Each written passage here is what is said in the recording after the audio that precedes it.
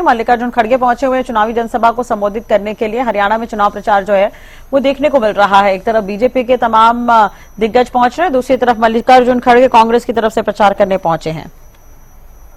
किसानों के लिए उनकी आमदनी डबल करके दूंगा। राजीव जी ने समाज के सभी तबकों को ध्यान में रखकर 11 महत्वपूर्ण नीतियां उन्होंने बनाई थी। एंटी डिफेक्शन लॉ बनाया गया। आज जो चीजें हमारे जीवन पर असर डाल रही है, जैसे संचार और आईटी क्रांति तथा कंप्यूटराइजेशन की बुनियाद उन्होंने ही रखी थी।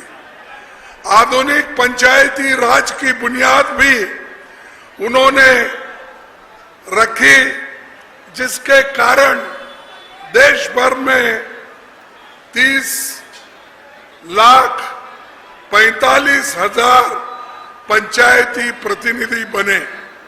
उसमें 14 लाख महिलाएं पंचायती प्रतिनिधि बने।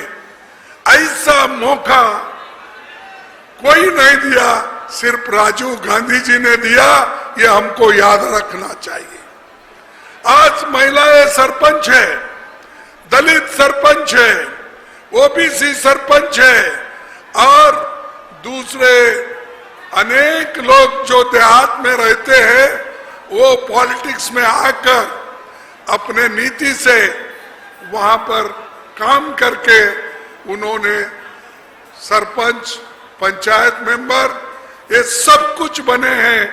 ये कांग्रेस के वजह से, ये आप सब लोगों को ध्यान रखना चाहिए।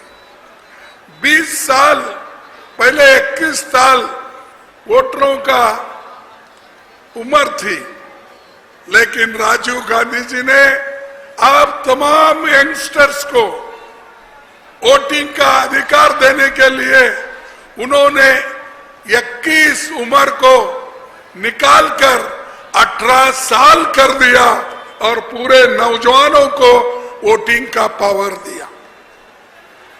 यह हमारी देन है। हम चुप कहीं मोदी जी के जैसा बात नहीं करते, काम करके दिखाए हैं। उसका बेनिफिट भी लोगों को मिला है। लेकिन फिर भी ये बीजेपी के लोग बार बार ये कहते हैं,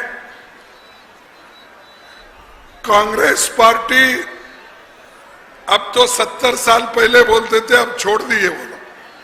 अब बोलते हैं 55 साल में कांग्रेस क्या की।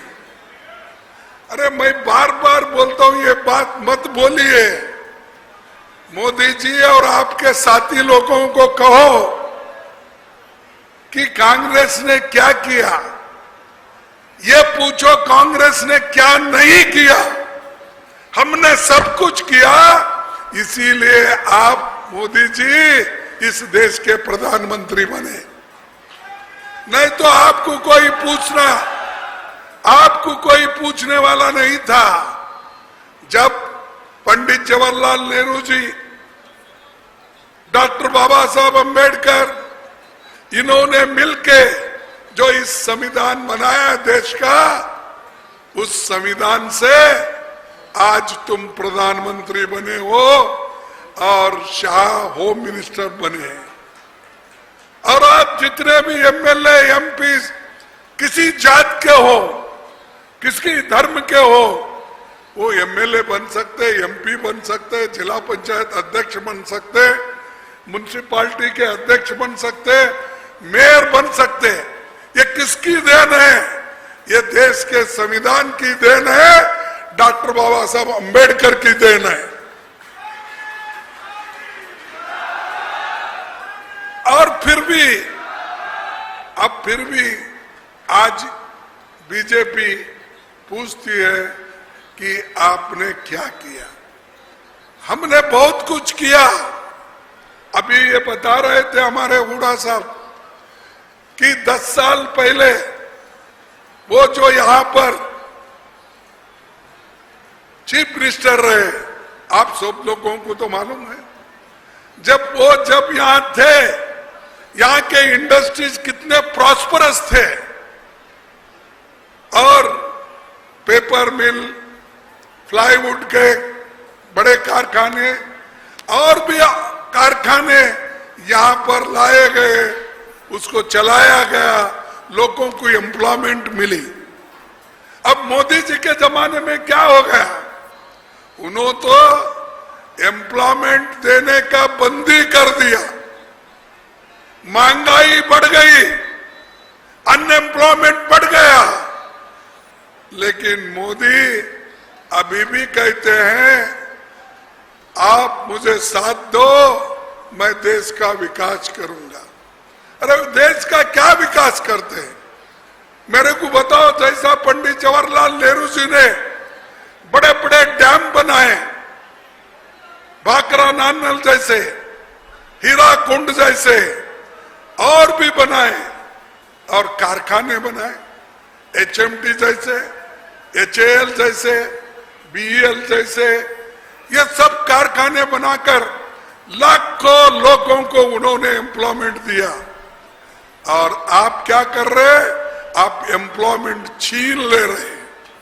और जो जनता अपने पसीने से टैक्स देकर जो बड़े बड़े कारखाने तैयार किए थे, बड़े बड़े जो इंडस्ट्रीज थे, पब्लिक सेक्टर थे, उसको मोदी जी एक एक करके अमीरों के हवाले कर रहे हैं, अदानी और अंबानी के हवाले कर रहे हैं। पैसा हमारा, तुम्हारे दोस्तों को फायदे के लिए ये काम कर रहे हो। आप कहते हो मैं सच्ची देशभक्त हूं, देश मेरे वजह से आज मजबूत है। क्या मजबूत है? अरे तुम तो पहाड़ खोद के चूहा निकालने वाले लोग हैं। और हमारे पास ऐसे नेता हो गए, इंदिरा गांधी जी पाकिस्तान के 2 टुकड़े करके बांग्लादेश को आजाद करके आज एक सेपरेट नेशन राष्ट्र बना के दिए। 1 लाख लोगों को जेल में रखा। तुम तो हमेशा वही बात करते हैं, मैं वो किया, ये किया, ये पहाड़ से वो चूहा निकाला, वो पहाड़ से बिल्ली निकाली। ऐसी बात करने से देश की मजबूती बनती है। जो आयरन